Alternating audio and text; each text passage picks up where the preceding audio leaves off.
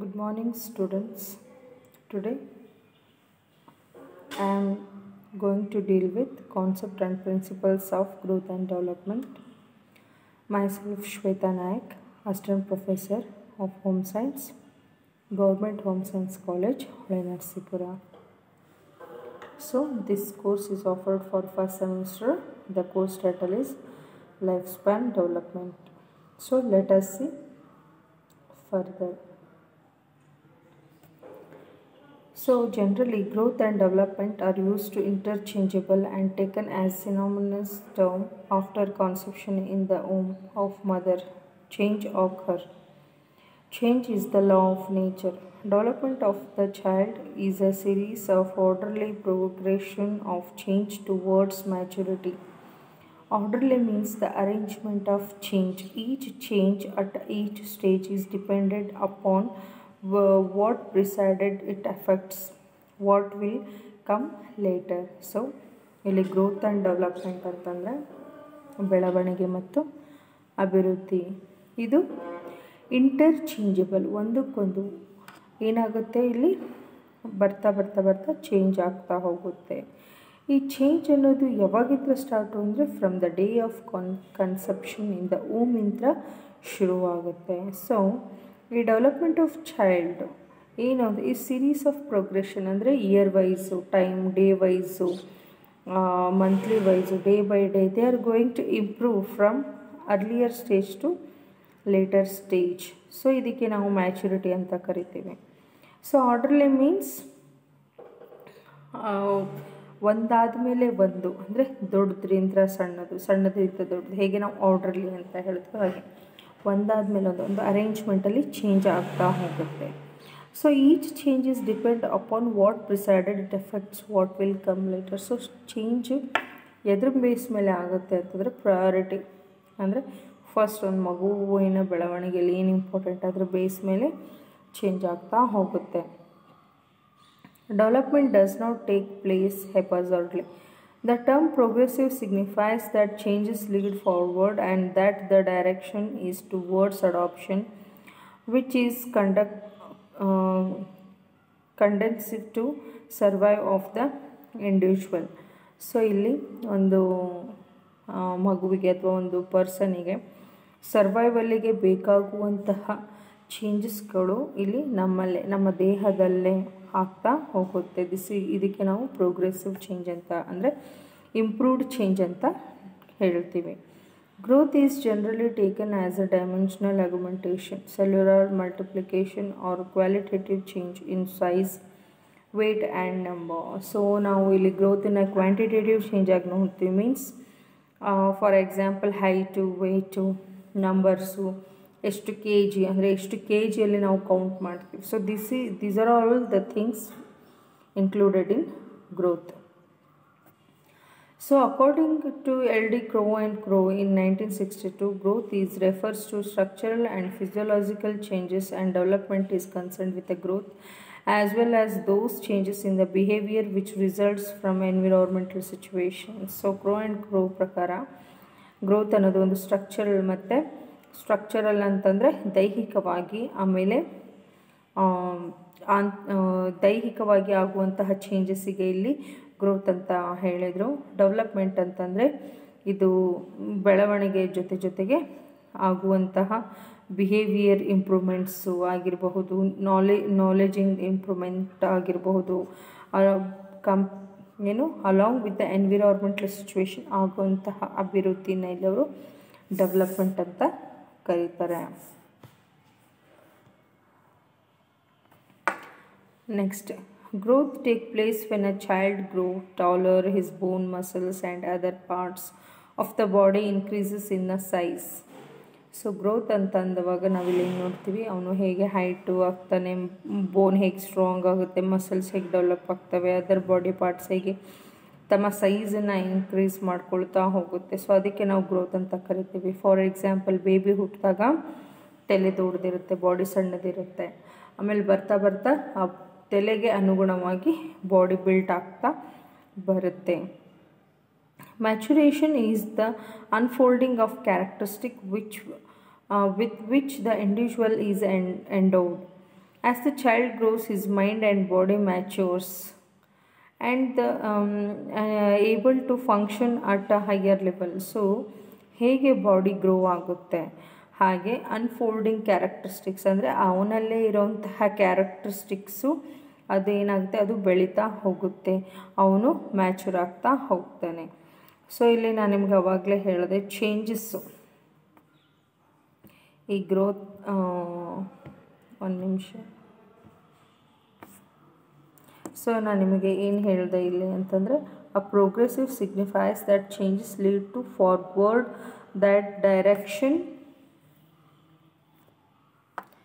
that direction is towards adaptation with the conducive to survival of the individual. So ನಾನು ನಿಮಗೆ ಹೇಳಿದೆ ಒಂದು ಮಗುವಿನ ತಲೆ ಹುಟ್ಟಿದಾಗ ಸಣ್ಣ ದೊಡ್ಡದಿರುತ್ತೆ, ಬಾಡಿ ಚಿಕ್ಕದಿರುತ್ತೆ, ಬರ್ತಾ ಬರ್ತಾ ಬಾಡಿ ಬೆಳೀತಾ ಹೋಗುತ್ತೆ. ಬಾಡಿ ಹೇಗೆ ಬೆಳೀತಾ ಹೋಗುತ್ತೆ ಹಾಗೆ ತಲೆನೂ ಬೆಳೀತಾ ಹೋಗಲ್ಲ, ಅದು ಒಂದು ಸರ್ಟನ್ ಏಜ್ವರೆಗೆ ಮಾತ್ರ ಬ್ರಾಡಪ್ ಆಗುತ್ತೆ, ಆಮೇಲೆ ಇಟ್ ವಿಲ್ ಸ್ಟಾಪ್. ಅಂತಂದರೆ ಇಲ್ಲೇನು ಯಾವುದು ಡಿಪೆಂಡಿಂಗ್ ಆನ್ ಪ್ರಿಸೈಡೆಡ್ ಅಂದರೆ ಯಾವುದಕ್ಕೆ ಎಷ್ಟು ಬೆಳವಣಿಗೆ ಬೇಕು ಅನ್ನೋದು ಡಿಸೈಡೆಡ್ ಇರುತ್ತೆ. That is the law of nature, ಅಷ್ಟೇ ಬೆಳವಣಿಗೆ ಆಗುವಂತಹದ್ದು.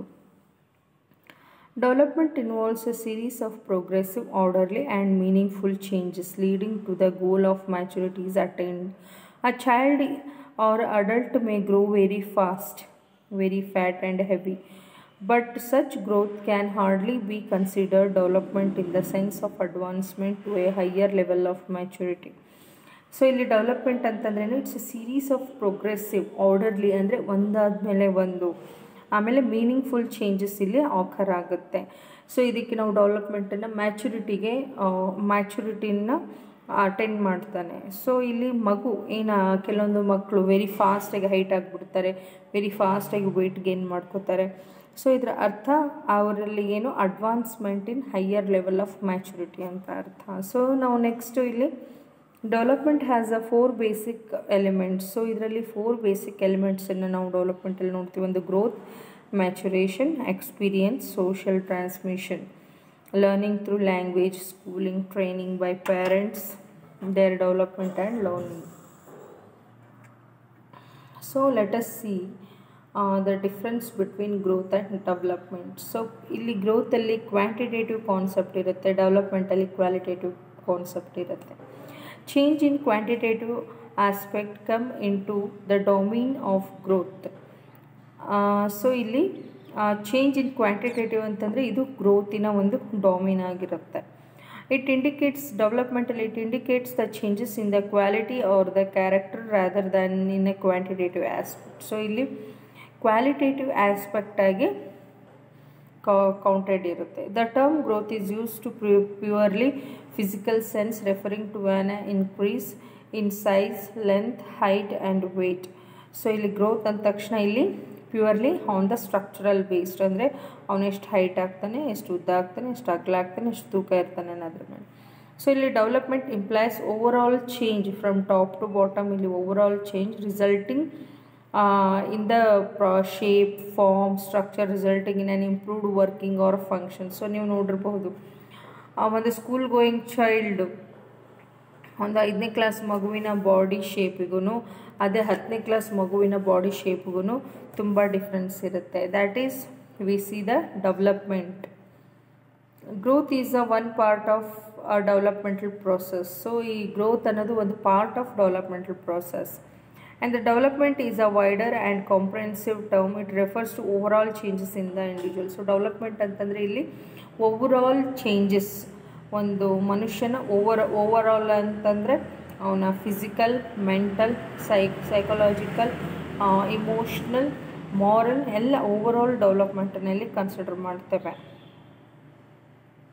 Growth described the change which take place in a particular aspect of the body and behaviors of the organism.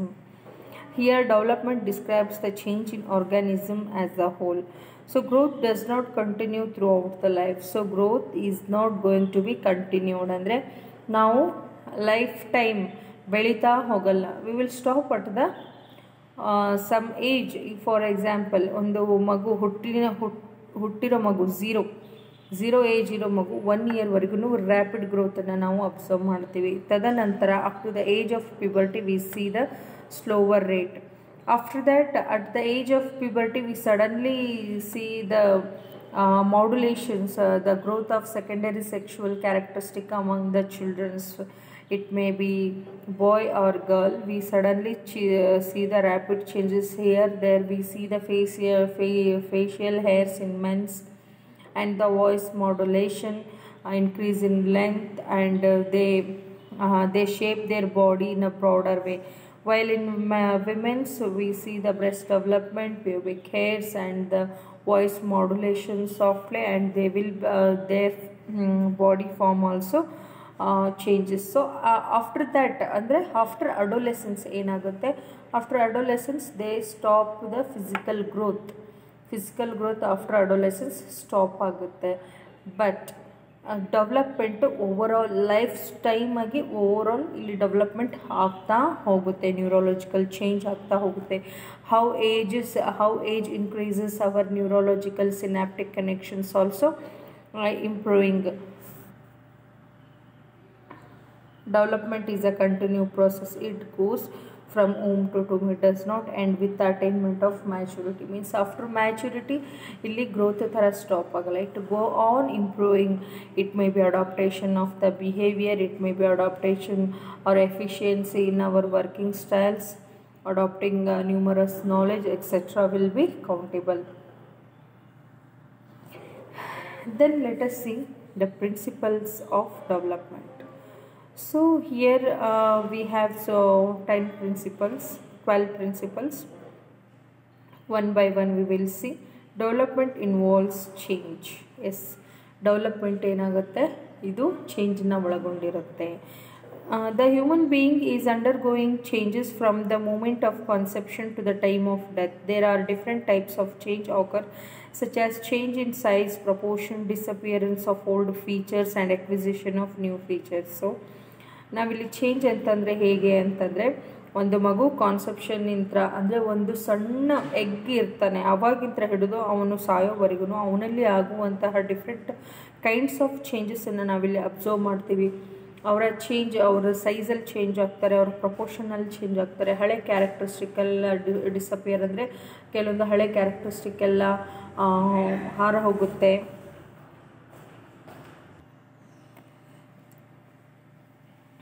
The goal of these developmental changes is self-realization, which Abraham Maslow has labeled as a self-actualization. Each individual is equipped with certain ability and potentiality at birth. By utilizing the innate or inborn abilities, one tries to realize and strive for self-actualization during the total life period. Children's attitude towards change are generally determined by his knowledge about these changes, social attitudes towards these changes, and the way proper of society treats to children when these changes take place. So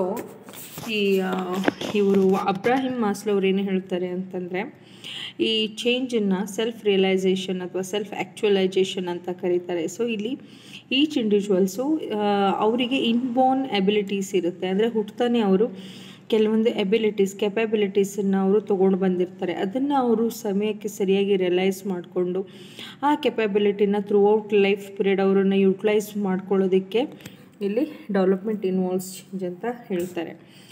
so ಇಲ್ಲಿ children's ಏನಾಗುತ್ತೆ ಅಂತಂದರೆ, generally ಅವ್ರು ಏನು ಮಾಡ್ತಾರೆ, knowledges day by day 1ನೇ class ಇರೋ ಮಗು ಅದೇ ಮಗು 5ನೇ ಕ್ಲಾಸಿಗೆ ಅವನ ability of perceiving the knowledge, ability of performing the academic performance, ಇವೆಲ್ಲ ಚೇಂಜ್ ಆಗುತ್ತೆ. ಸೋಷಿಯಲ್ ಅಟಿಟ್ಯೂಡ್ ಕೂಡ ಮೊದಲು ಇದ್ದ ಮಗು ಮೊದಲು ಹುಟ್ಟತಾನೆ ಅವನು ತುಂಬ ತುಂಟ ಇದ್ಬಿಟ್ಟು ಆಮೇಲೆ ಬರ್ತಾ he may grow as a serious adult, as a matured adult. So likewise change occurs. So this is the first principle, development involves change. Second one is development is a continuous process. Yes, development has a biggest characteristic that it has a continuous process. So development continues throughout the life of an individual. This process takes place in an interaction with an environment in which a person lives. One stage of development is the basic framework for the next stage of development. So continue process ಅಂತ ಹೇಗೆ ಹೇಳ್ತೀವಿ ಅಂದರೆ, ಒಂದು ಅದು ವಾತಾವರಣ ಜೊತೆ ಆ person life style ಜೊತೆ ಹೇಗೆ ಅದು ಚೇಂಜಸ್ಸು ಡೆವಲಪ್ಮೆಂಟು ಕಂಟಿನ್ಯೂ ಚೇಂಜ್ ಆಗ್ತಾ ಹೋಗುತ್ತೆ. ಸೊ ಇಲ್ಲಿ ಒಂದು ಸ್ಟೇಜಲ್ಲಿ ಇರೋವಂತಹ, ಈಗ ನೆಕ್ಸ್ಟ್ ಸ್ಟೇಜಿಗೆ ಒಂದು ಮನುಷ್ಯ ಹೋಗಬೇಕು ಅಂತಂದರೆ ಅವನು ಪ್ರಯರೇ ಒಂದು basic ಫ್ರೇಮ್ವರ್ಕ್ಗಳನ್ನು ಹಾಕ್ಕೊಂಡಿರ್ತಾನೆ. A child has limited knowledge and experience about his environment, but as he develops, he acquires more information through exploration and adds to the skills already required, and new skills become the basis for further achievement and mastery of skills. So, ಇಲ್ಲಿ child knowledge ಮತ್ತು ಎಕ್ಸ್ಪೀರಿಯನ್ಸನ್ನು, ಅಂದರೆ ಅವನ ಎನ್ವಿರಾನ್ಮೆಂಟಲ್ಲಿ ಇರೋವಂತಹ knowledge ಮತ್ತು experience ಬಗ್ಗೆ ಅವನಿಗೆ ಮೊದಲು ಜಾಸ್ತಿ concentration ಇರಲ್ಲ. ನೆಕ್ಸ್ಟ್ ಬೆಳೀತಾ ಬೆಳೀತಾ ಅವನಿಗೆ ಗೊತ್ತಾಗುತ್ತೆ, ಅವನು ತನ್ನನ್ನು ತಾನು ಜಾಸ್ತಿ ಎಕ್ಸ್ಪ್ಲೋರ್ ಮಾಡಿದವಾಗ he acquire required skills and the knowledge.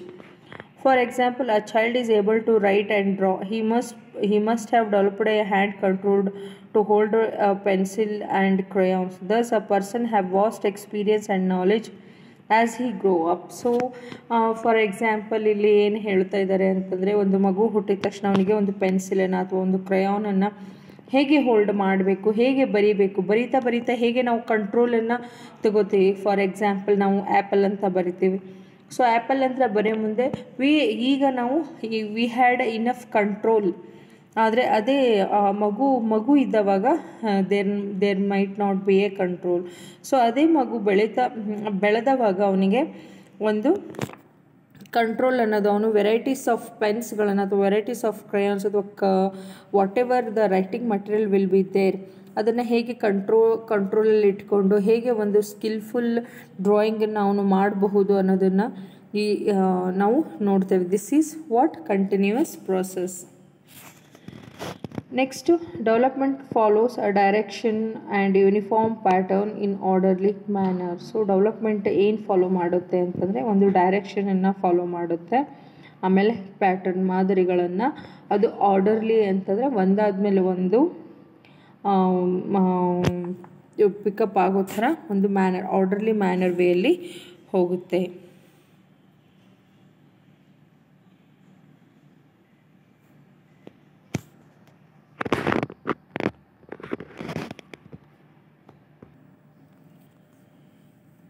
So ಇಲ್ಲಿ ಡೆವಲಪ್ಮೆಂಟ್ ಅನ್ನೋದು ಒಂದು ಕ್ರಮಬದ್ಧ ರೀತಿಯಲ್ಲಿ ಆಗ್ತಾ ಹೋಗುತ್ತೆ.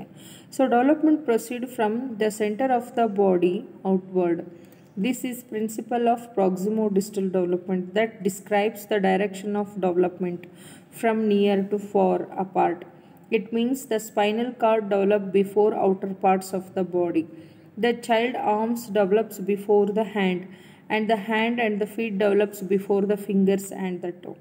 ಸೊ ಇಲ್ಲಿ ಕ್ರಮಬದ್ಧವಾಗಿ ಅಂತ ಹೇಗೆ ಅಂತಂದರೆ, ಇದಕ್ಕೆ ನಾವಿಲ್ಲಿ proximodistal, the principle of proximodistal law ಅಂತ ಕರಿತೀವಿ. ಸೊ ಇದೇನಾಗುತ್ತೆ, from nearer to forward. For example, spinal cord first ಬೆಳೆಯುತ್ತೆ compare to other body part. ಅದಾದಮೇಲೆ ಫಸ್ಟು ಆರ್ಮ್ಸ್ ಅಂದರೆ ನಮ್ಮ ತೋಳುಗಳು ಬೆಳೆಯುತ್ತೆ, ಆಮೇಲೆ ಹ್ಯಾಂಡ್ಸ್ ಬೆಳೆಯುತ್ತೆ, ಆಮೇಲೆ ಫಿಂಗರ್ ಬೆಳೆಯುತ್ತೆ. ಸೊ ಅದೇ ರೀತಿ ಇದಕ್ಕೆ ನಾವಿಲ್ಲಿ ಪ್ರಾಕ್ಸಿಮೋ-ಡಿಸ್ಟಲ್ ಡೆವಲಪ್ಮೆಂಟ್ ಅಂತ ಕರಿತೀವಿ.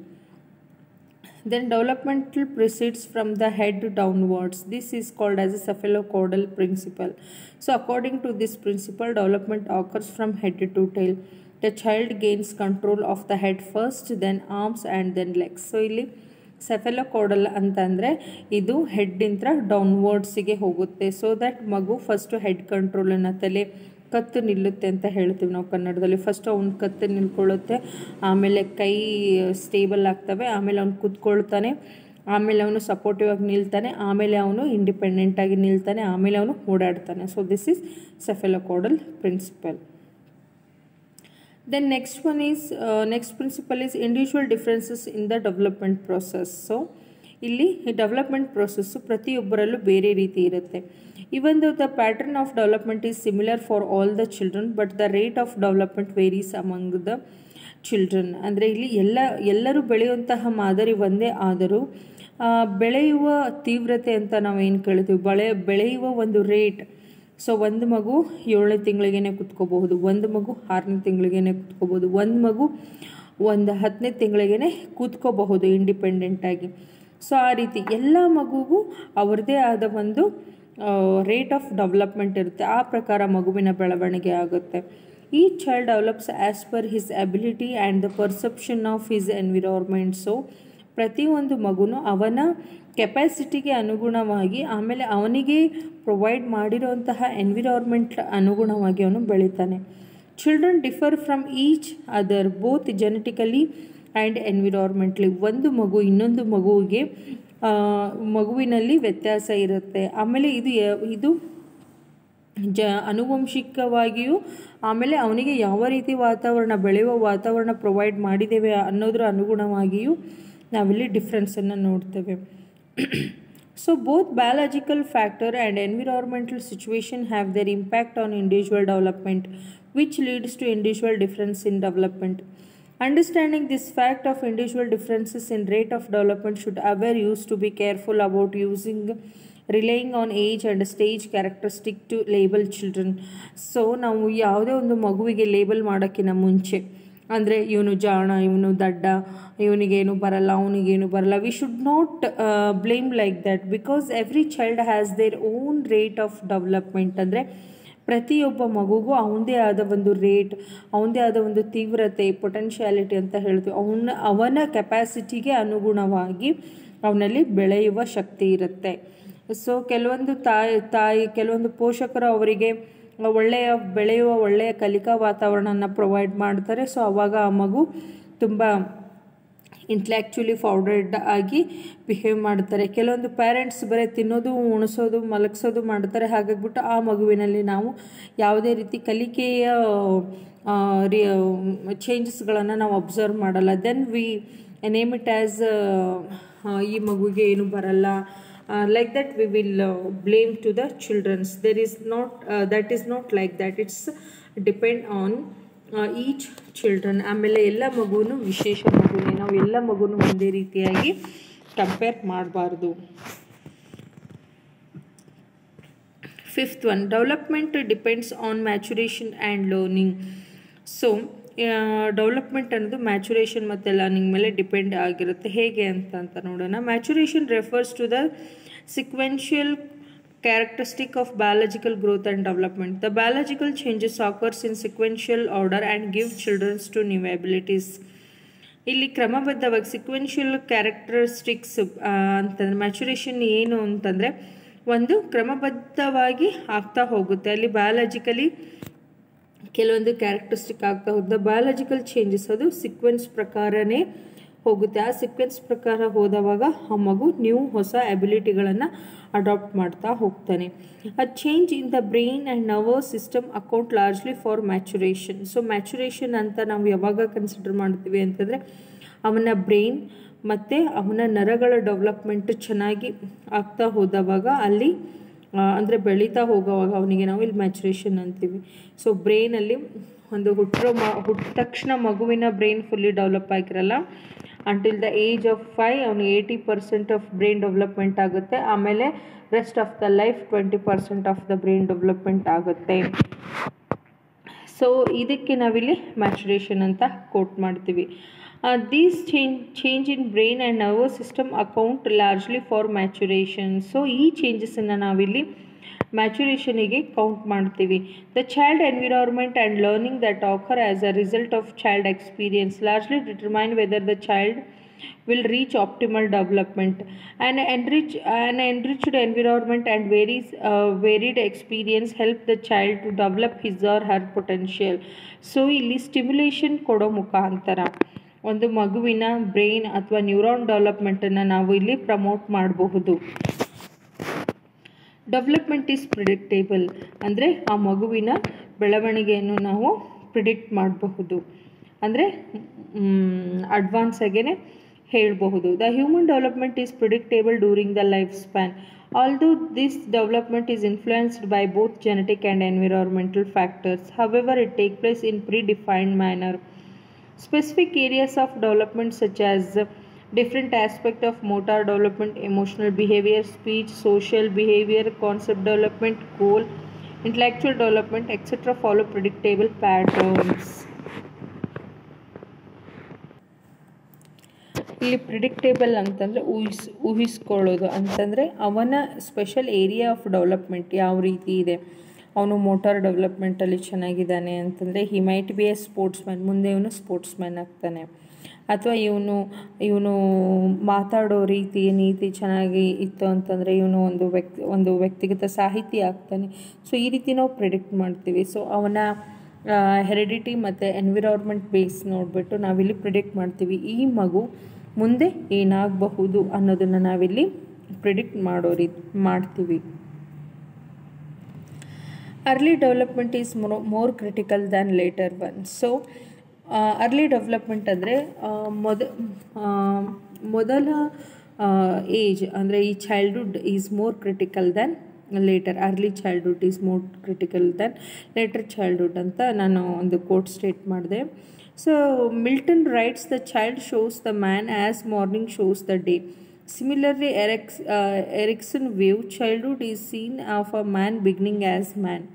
He explained that if parents gratify the needs of the child for food, attention and love, etc., his perception towards people and situation remains positive throughout his life. He develops positive attitude, feels secure, emotionally stable and adjusts well with the environment. If negative experience occur during early life of the child, maladjustment may take place. So ಅವನ earlier ಬೆಳವಣಿಗೆ, earlier ಅಂತಂದರೆ initial ಮೊದಲಿನ ಬೆಳವಣಿಗೆ, ಚೈಲ್ಡ್ಹುಡ್ಡಲ್ಲಿ ಅವನು ಒಂದು ಒಳ್ಳೆಯ ವಾತಾವರಣದಲ್ಲಿ ಬೆಳೆದ್ರೆ ಅವನ ಪರ್ಸೆಪ್ಷನ್ನು ಟುವರ್ಡ್ಸ್ ಗುಡ್ ಆಗಿರುತ್ತೆ. ಅಂದರೆ ಪಾಸಿಟಿವ್, ಅವನ ಲೈಫಲ್ಲಿ ಪಾಸಿಟಿವಿಟಿ ಜಾಸ್ತಿ ಇರುತ್ತೆ. when the child is explore more towards negativity, ಆವಾಗ ಅವನು ಮಾಲ್ ಅಡ್ಜಸ್ಟ್ಮೆಂಟಿಗೆ ಅಥವಾ ಅಬ್ಯೂಸಿಗೆ ಆ ರೀತಿ ಎನ್ವಿರಾನ್ಮೆಂಟಿಗೆ ಅವನು ಮೊರೆ ಹೋಗ್ತಾನೆ. ಸೊ ಹಾಗಾಗಿ ಹೇಳೋದು early development is more critical than later development. So early ಡೆವಲಪ್ಮೆಂಟಲ್ಲಿ ನಾವು ಯಾವ ರೀತಿ ಮಗುನ ಯಾವ ವಾತಾವರಣದಲ್ಲಿ ಬೆಳೆಸ್ತೀವಿ ಆ ವಾತಾವರಣ ಆ ಮಗುವಿನ ಫರ್ದರ್ ಡೆವಲಪ್ಮೆಂಟಿಗೆ ಹೆಲ್ಪ್ಫುಲ್ ಆಗಿರುತ್ತೆ. Next one is development involves social expectation. So ಈ ಬೆಳವಣಿಗೆ ಅನ್ನೋದು ಸೋಷಿಯಲ್ ಎಕ್ಸ್ಪೆಕ್ಟೇಷನ್ ಪ್ರಕಾರ ಹೋಗಬೇಕು.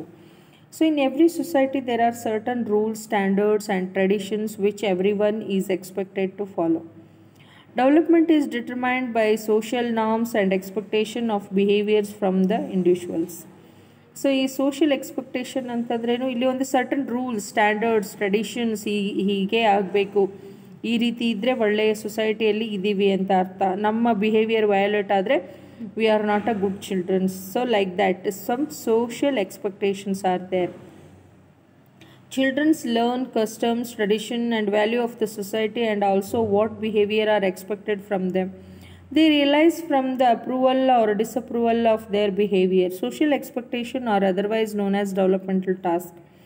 Havigist defined developmental task as a task which arises at or about a certain period in a life of on individual. So ಇಲ್ಲಿ ಮಗು ಒಂದು ಪದ್ಧತಿನ, ಒಂದು ಟ್ರೆಡಿಷನನ್ನು ಅಡಾಪ್ಟ್ ಮಾಡ್ಕೋತಾನೆ ಅಂತಂದರೆ ಅವನಲ್ಲಿ ಆ ಅಪ್ರೂವಲ್ ಮತ್ತು ಡಿಸಪ್ರೂವಲ್ ಬಿಹೇವಿಯರ್ ಅವನಲ್ಲಿ ರಿಯಲೈಸ್ ಆಗಬೇಕು. ಇಲ್ಲಿ ಸೋಷಿಯಲ್ ಎಕ್ಸ್ಪೆಕ್ಟೇಷನನ್ನು ಇಲ್ಲಿ ಹೆವಿಗೆಸ್ಟ್ ಅನ್ನೋ ಒಬ್ಬ ಸೈಂಟಿಸ್ಟು ಡೆವಲಪ್ಮೆಂಟಲ್ ಟಾಸ್ಕ್ ಆಗಿ ಅವನು ಡಿವೈಡ್ ಮಾಡಿದ್ದಾನೆ. ಈ ಡೆವಲಪ್ಮೆಂಟಲ್ ಟಾಸ್ಕ್ ಏನು ಅಂತಂದರೆ, as a result of physical maturation, form of the cultural pressure of the society, out of the personal values and aspirations of the individuals. So ಈ physical maturation ಯಾವ ಟೈಮಲ್ಲಿ ಹೇಗೆ ಆಗುತ್ತೆ, ಆಮೇಲೆ ಕಲ್ಚರ್ ಪ್ರಕಾರ ಅವನಿಗೆ ಯಾವ ಸೊಸೈಟಿ ಅಂತ ಯಾವ ರೀತಿ ಪ್ರೆಷರ್ ಇರುತ್ತೆ, ಆಮೇಲೆ ಅವನ ಪರ್ಸ್ನಲ್ ವ್ಯಾಲ್ಯೂ ಮತ್ತು ಆಸ್ಪಿರೇಷನನ್ನು ಅವನು ಹೇಗೆ ಹೊರ ಹಾಕ್ತಾನೆ. ಸೊ ಈ ಬೇಸ್ ಮೇಲೆ ಡೆವಲಪ್ಮೆಂಟಲ್ ಟಾಸ್ಕ್ಗಳನ್ನು ಹೆವಿಗೆಸ್ಟ್ ಅನ್ನೋರು ರೂಪಿಸಿದ್ದಾರೆ. Development has a potential hazards.